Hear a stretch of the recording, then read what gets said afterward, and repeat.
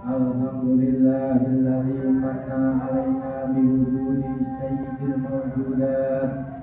Asyhadu an la ilaha illallah wahdahu la syarika lah wa asyhadu anna sayyidana Muhammadan abduhu wa rasuluh.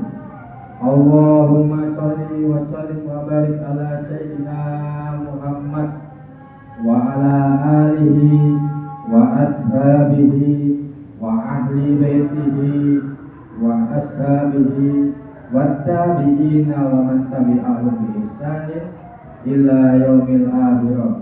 Amma ba'd, fa ya ayyuhan nas ittaqullaha haqqa tuqatih wa la tamutunna illa wa antum muslimun.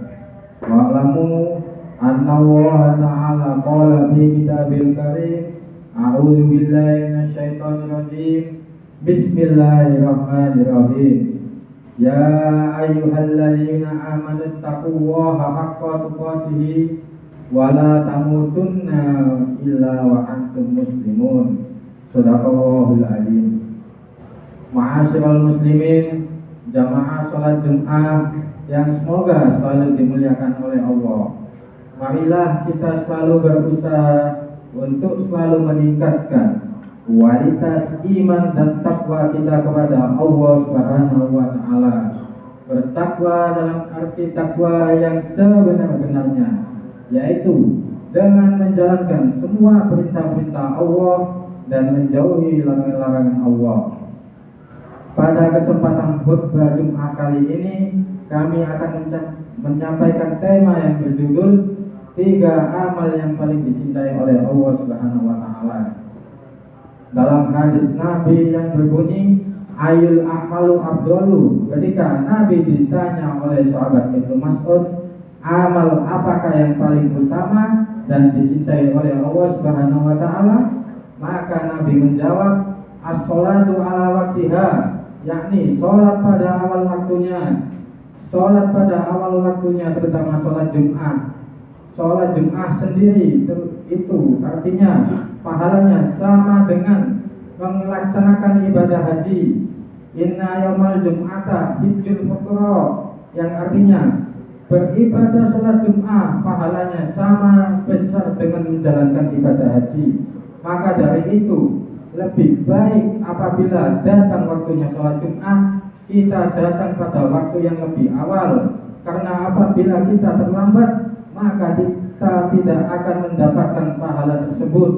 Orang yang terlambat pada sholat Jumat itu seperti apa?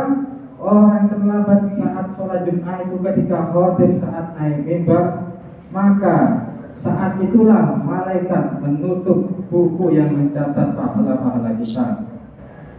Ma'asyiral muslimin sekalian, tidak hanya sholat Jumat saja, juga sholat-sholat 5 waktu yang lainnya yang diwajibkan oleh Allah Subhanahu wa taala. Karena mengapa? Karena amal inilah amal yang pertama di antara 3 amal lainnya yang dicintai oleh Allah Subhanahu wa taala. Maka marilah kita selalu berusaha untuk selalu melaksanakan sholat tepat waktunya. Karena pada dasarnya ada sebuah hadis yang mengatakan, Rasulullah berkata kepada Abdullah ibnu Mas'ud, yaitu sholat menjadi tolak ukur ibadi. Bagaimana seseorang tersebut apabila sholatnya baik, maka perbuatan-perbuatan lainnya juga ikut baik. Dan apabila sholatnya jelek, maka orang-orang atau perbuatan-perbuatan itu yang lainnya dilakukan oleh orang tersebut ikut jelek juga.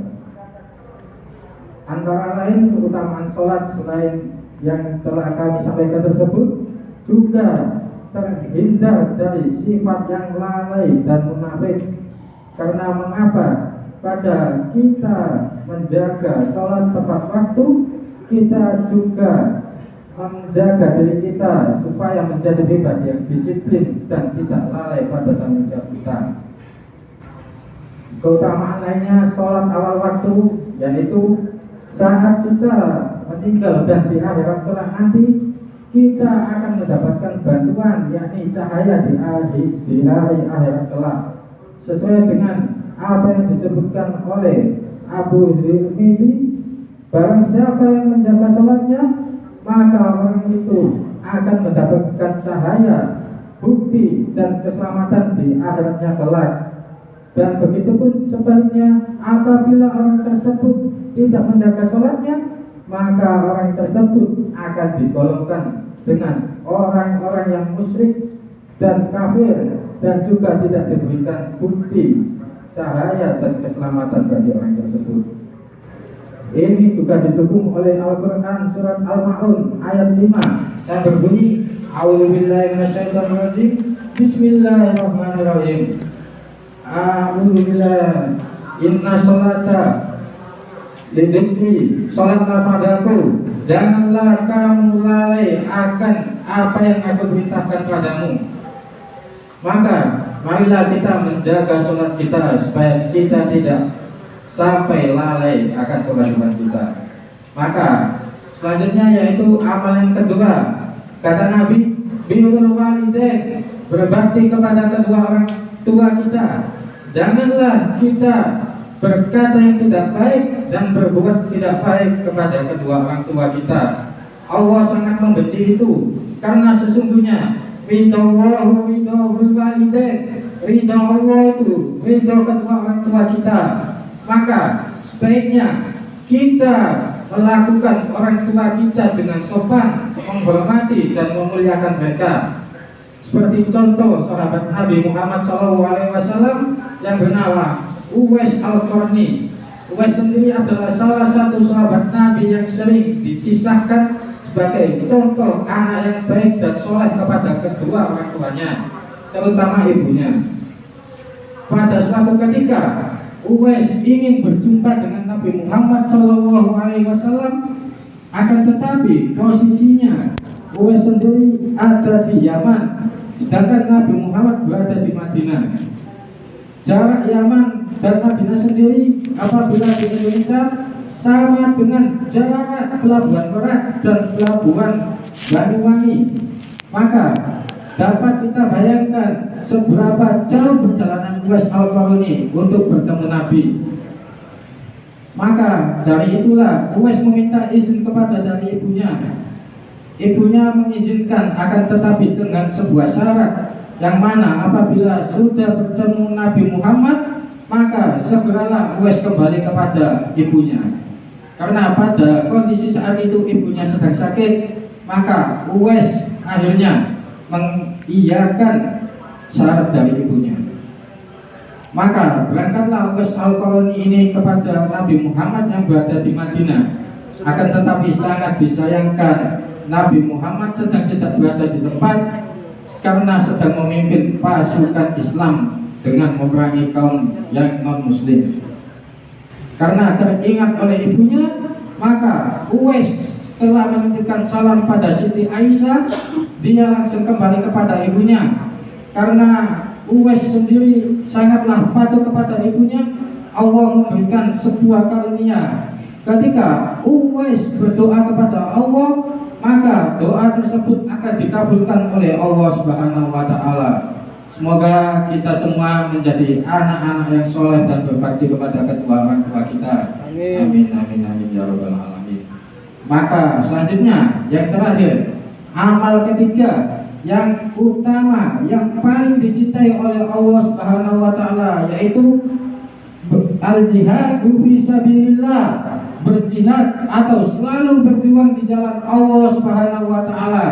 Tidak seperti zaman Nabi yang telah kita ketahui, yang mana jihad itu artinya memerangi kaum-kaum non-muslim dan kaum-kaum yang syirik kepada Allah. Akan tetapi pada zaman kita, jihad sendiri bisa diartikan dengan membantu satu sama lain, juga menuntaskan kebodohan dan mencari ilmu. Maka pada Jumat yang kali ini, marilah kita menyisihkan harta kita untuk membantu masjid yang kita tempati ini, dan juga saling menolong sesama manusia.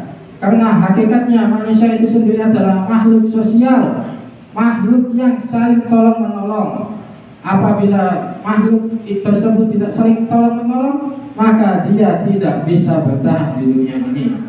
Demikian khutbah yang dapat kami sampaikan kali ini. A'udzubillahi